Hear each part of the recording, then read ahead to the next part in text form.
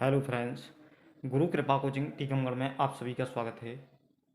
आज का यह वीडियो है सीटेट जुलाई 2025 को लेकर नोटिफिकेशन कब तक जारी होगा, संभावित जो सीटेट की जो परीक्षाएं हैं वो कब तक हो सकती हैं। तो यहाँ पर देखेंगे CTET July 2025, CTET July 2025, CTET July 2025 central board of secondary, जो यही मई के महीने में लास्ट मई तक के आपका नोटिफिकेशन देखने के लिए मिल जाएगा। लास्ट मई तक के आपका नोटिफिकेशन देखने के लिए मिल जाएगा, इससे ज़्यादा नहीं जाएगा। नोटिफिकेशन देखने के लिए मिल जाएगा। और नोटिफिकेशन आने के बाद में जो कहाँ पर देखने के लिए मिलेगा, सीटेट नाइज इन पर वेबसाइट है, जो सीटेट नाइज इन पर देखने के लिए मिल जाएगा। और यहाँ पर जो सीटेट का जो सिलेबस है, सिलेबस में थोड़ी बहुत परिवर्तन होगा, नंतर वही का वही सिलेबस रहने वाला है। और इसके बाद में जो सीटेट में है, सबसे ज़्यादा किस प्रकार के प्रश्न पूछे जाते हैं, तार्किक प्रश्न। यहाँ पर तार्किक प्रश्न सबसे ज़्यादा पूछे जा रहे हैं, तो इन प्रश्नों पर ज़्यादातर आपको ध्यान देना है। और सीटेट में इतना ज़्यादा सरल भी नहीं होता है पेपर, उन्हें इतना ज़्यादा कठिन भी नहीं होता है कि जो पास ना हो पाए। तो यहाँ पर ज़्यादातर बच्चे फेल भी हो जाते हैं और ज़्यादातर बच्चे पास भी हो जाते हैं। यहाँ पर अपन को सबसे ज़्यादा किस पे, तार्किकता पर ध्यान देना है और समझ पे ध्यान देना। यदि समझ के आधार पर आपने अगर पेपर को सॉल्व किया है तो सीटेट क्वालिफाइड करना ज़्यादा कठिन नहीं होता है। यहाँ पर क्या करना है, जो जैसे तार्किकता वाले हैं, कुछ कीवर्डों को याद रखना है, कुछ कीवर्डों को ध्यान रखना है। कीवर्डों को सॉल्व करते समय, उन पेपर को सॉल्व करते समय कुछ कीवर्डों को ध्यान में रखना। जैसे मान के जो अवसर होता है, किसी प्रश्न में अवसर दे दिया, जैसे बालकों को ज़्यादा से ज़्यादा जहाँ पर छूट दे रहा है, और कोई क्वेश्चन जैसे ज़्यादा लंबा है और ज़्यादातर नेगेटिव प्रश्न किसी प्रकार का कोई अपन को टिक नहीं करना है।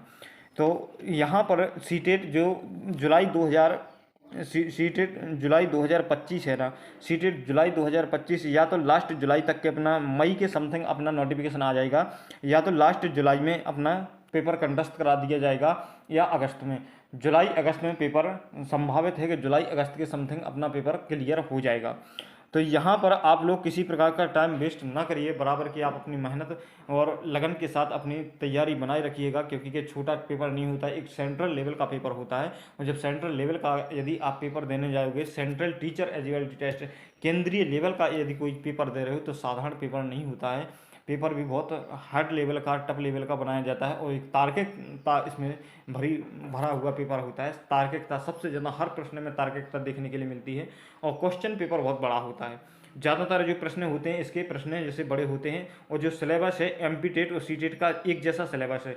एमपी टेट का देख लो सिलेबस या सीटेट का सिलेबस देख लो, तो 2 कॉपी सिलेबस है। लेकिन फ़र्क सिर्फ इतना होता है कि जो सीटेट का में जो क्वेश्चन पूछे जाते हैं, वो तार्किक क्वेश्चन पूछे जाते हैं। ज़्यादातर बड़े क्वेश्चन होते हैं, उन्हें समझ के आधार पर उनका जवाब देना ज़्यादा बेहतर होता है। और जो एमपी टेट में जो क्वेश्चन पूछे गए थे, वहाँ पर सैद्धांतिक प्रश्न ज़्यादातर पूछे गए थे।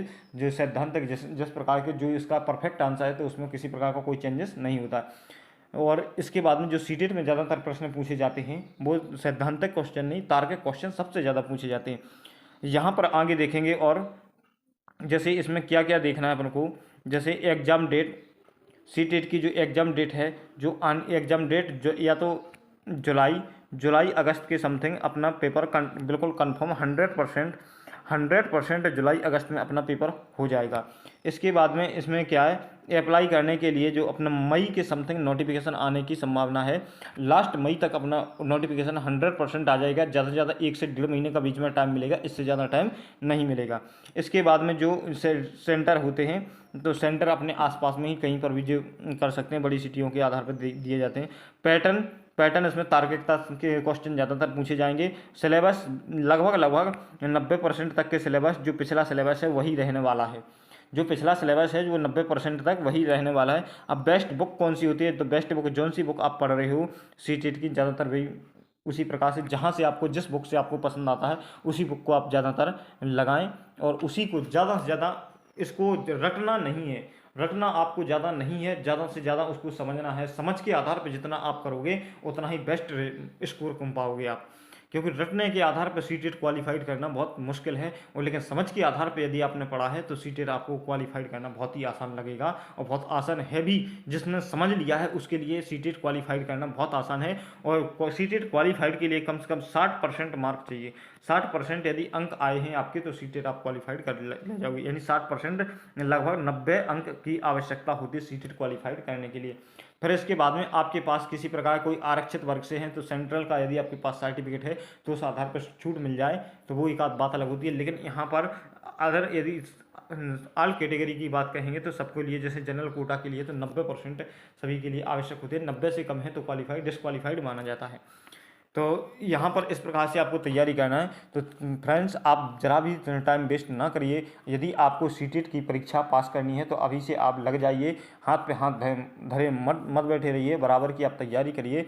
आपका सीटेट क्वालिफाइड हो जाएगा, कोई ज़्यादा बड़ी बात नहीं है। यदि आपने समझ के साथ आपने किताबों को, बुकों को कवर किया है तो बहुत जल्दी बहुत अच्छे अंकों से आप सीटेट क्वालिफाइड कर जाएंगे। तो थैंक यू दोस्तों, आज के लिए बस इतना ही। मिलते हैं नेक्स्ट वीडियो में, तब तक के लिए जय हिंद, वंदे मातरम।